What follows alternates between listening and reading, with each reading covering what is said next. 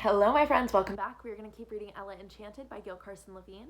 The last time that we read, Lucinda had been punished by Mandy, and she had spent some time as a squirrel and obedient, and she has decided that her gifts are not gifts after all. And Ella has just asked her to take her gifts back. Let's pick back up at chapter 26. Lucinda gasped. I gasped too. She wasn't Lucinda. Or was she? The enormous eyes were the same, but not the height. This fairy was stooped with age, and her perfect skin was wrinkled with a mole next to her nose. I was seeing the real Lucinda, unshielded by magic. Mandy, who is this? You brought a human to spy on me. She straightened for a moment, and I saw a hint of the young, beautiful Lucinda. Then she sighed. You look familiar. Are you one of my victims? This was my chance. The chance for the freedom I always should have had. The chance to escape from my stepfamily. The chance to win Char back. But I was so nervous my voice was gone. I could only nod. What did I do to you, child? She whispered, as though afraid of my answer. I found my voice. You made me obedient. Now you know how it is. I do, child. She touched my cheek, and my heart rose. But I can't help you. I renounced big magic. Oh, lady, I pleaded. It would be a wondrous gift. I would be so grateful. Ella, Mandy warned. Mandy, don't you think, just this once... Lucinda shook her head and wispy gray curls fluttered. No, I mustn't. But if you ever have need of small magic, call on me. You only have to say the words, Lucinda, come to my aid. She kissed my forehead. I remember you now. I thought you only spoke Aorthian. I begged her. I told her about my circumstances. I wept. She wept with me, sobbed harder than I did. But she stood firm. I pleaded with Mandy to persuade her, but Mandy refused. I can't, lady, she said. It was big magic to cast the spell in the first place. But it would be big magic to undo it, too. Who can guess what would come of it? Only good would come of it. Only good. I can't bear this, Lucinda wailed, wringing her hands dramatically. I can't bear your distress. Farewell, child. She vanished. I stormed out of Mandy's room and rushed to the library where I could be alone, where no one was likely to make me scour anything, or sew anything, or say anything. Now I couldn't go to the balls. Hattie and Olive would go with Mom Olga. They'd be free to dance with Char, and so would every other young lady in Frel, and some lass would win him over. His nature was loving, and he'd find someone to love. As for me, I'd be lucky to glimpse him on the street. He wouldn't recognize me. My dirty servant's garb would rule out identification at a distance, and he'd never be close enough to see my face. I could neither go to the balls nor escape from them. Hattie and Mom Olga talked of nothing else. Even Olive was interested to the extent of worrying about her gown. Sew it with gold thread, she instructed her maid. Shouldn't I be as fine as Hattie? Shouldn't I be as fine as both of them? I cooked and scrubbed and waited on them in a fury. For 2 weeks I wouldn't speak to Mandy. The only sounds in the kitchen came from pots and pans as I slammed them down.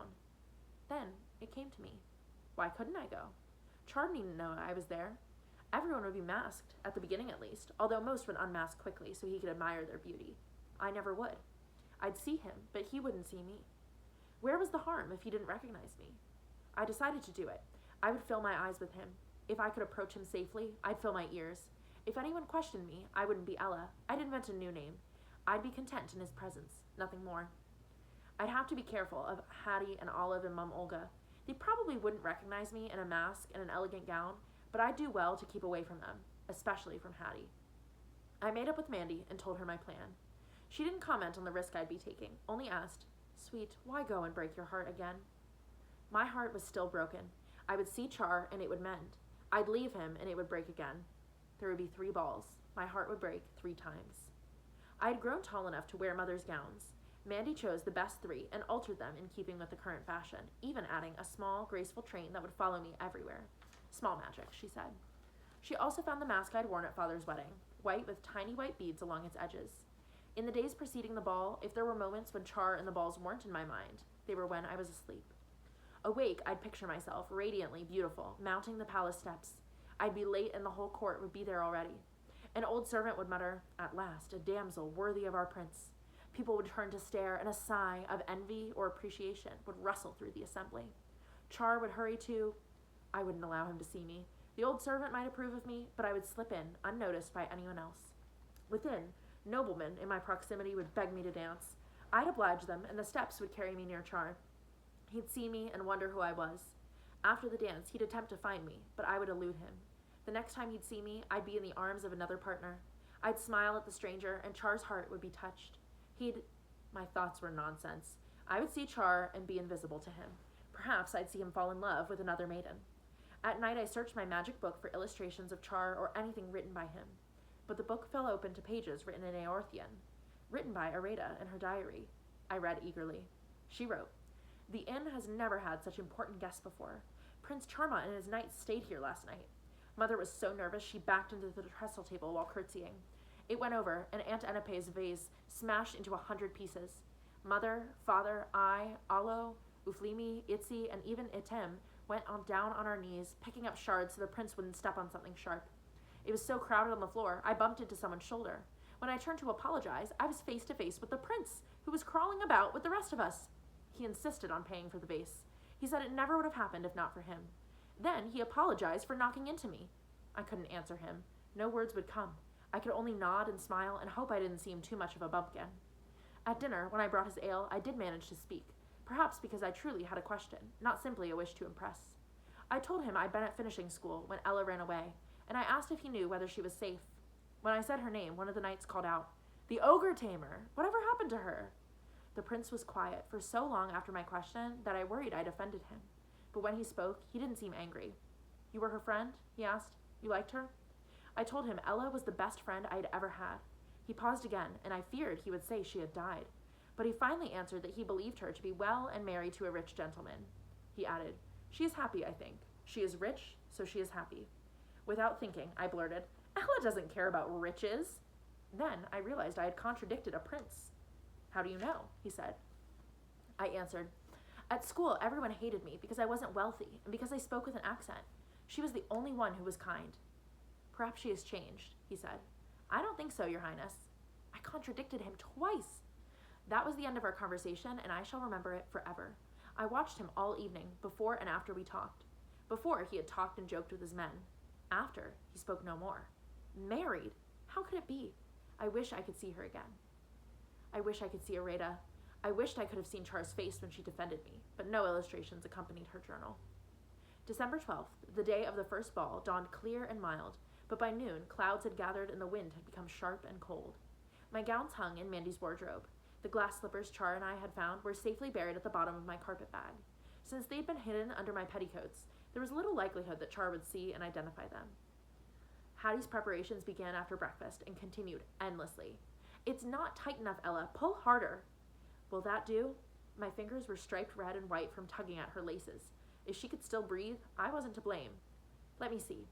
She curtsied at herself in the mirror and rose, panting and smiling. "I shall be desolate if you don't remember me, Prince," she cooed at her reflection. Then she spoke over her shoulder. "Am I not magnificent, Ella? Don't you wish you could look as I do and go to the ball?" Magnificent, ravishing, yes, I wish I could. Anything to make her go. Pearls would set my hair off to advantage. Fetch them, there's a good girl. 2 hours later, after Mama Olga called her 3 times and threatened to leave without her, she declared herself perfect and departed. At last, I was free to bathe and dress. Instead of the kitchen soap I usually used, I helped myself to Hattie's store of bath oils and fragrant soaps. Mandy produced a fleecy towel and a fine scrub brush. "Tonight, I'll be your lady-in-waiting," she said, pouring steaming water into the tub. "When your servant is your fairy godmother, you're never scalded and your water never gets cold. You become sparkling clean, but the water never gets dirty."